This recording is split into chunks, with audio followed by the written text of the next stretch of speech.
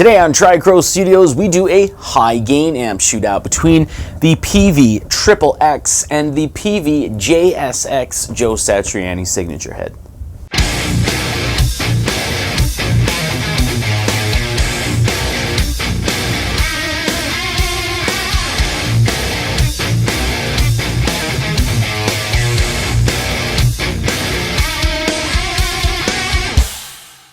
Now, I would like to reiterate here that this is a high gain amp shootout, so you're not going to hear any cleans, any mild breakups, or any soft jazz.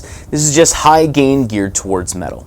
But I do have two sound samples for you today, the first of which is both amps on the crunch channel, with a more balanced type of EQ in drop C, and the second of which is both amps on the ultra channel, and that is in drop B with a more scoop type setting.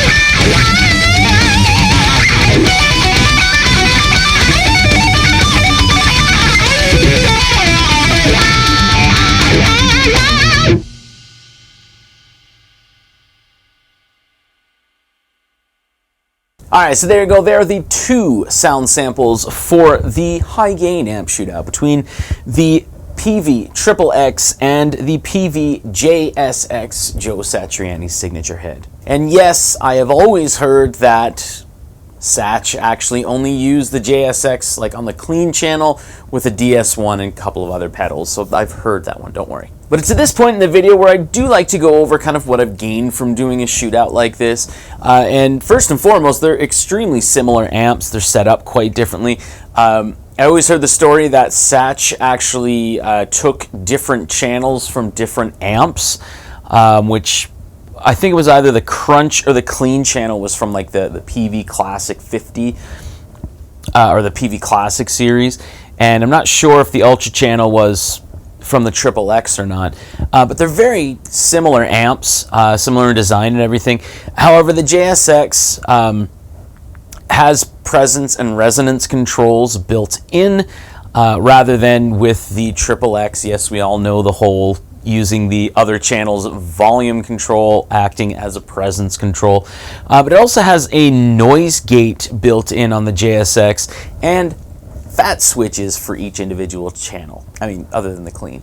But I did have that idea that the JSX would inherently have a little more high end to it, whereas the XXX is a little more solid in its mids and high mids. Not to the point of like a JCM 800 or anything like that, but it just has that, I'm going to say dry, even though that might not be the best way to put it, but it has that really dry mids to it, which is really, really good for like a high gain scenario. I do also find that the XXX's crunch channel, the gain on that is a little more balanced, so it gets a nice saturation to it, and I think at a little bit of an earlier stage, whereas the JSX, the gain on the crunch channel, there's a little bit more to it, it seems like, but it doesn't react the exact same as the XXX. And both amps with their Ultra channels, I think they're very similar, just the JSX inherently has a little more high end to it. Both of these amps you'll more than likely find for a good price on the used market. Some people, what I've always found is the JSX, in Canada at least, when they're listed, like not in store, but when they're listed, they're usually listed for $1,000. And then if you keep waiting, because no one will buy it at $1,000, it usually does end up selling around $400 or $500. Whereas the XXX usually starts off around $800 and usually sells for about $400 or $500. But of course, post-pandemic, things obviously do change, and I'm in Canada. You could be in a completely different area where the prices are completely different. More than likely, that is why you're watching this video, because you're seeing one of these two amps on the used market for a decent price, and you're just kind of curious how it kind of compares to other amps. One thing to note here, and I may this may bother some Peavey amp owners, which I own 5 Peavey amps, so like I'm a Peavey amp owner, but in purchasing either one of these amps, be prepared to take the chassis out every like year or two and take some contact cleaner to all the pots and just work that contact cleaner in. For some reason, 4 out of 5 of my Peavey amps, around like a year and a half to 2 years, you have to take the chassis out and you have to actually clean the pots, because they get really, really dirty. My 5153, which is an EVH product, which is actually Kevin's amp, not my amp anymore, but that can kind of exhibit the same thing, where you have to pull the chassis out, get some contact cleaner, and work everything in. I'm not quite sure what it is about the pots that Peavey uses, but they seem to get a little dirtier than most other amps.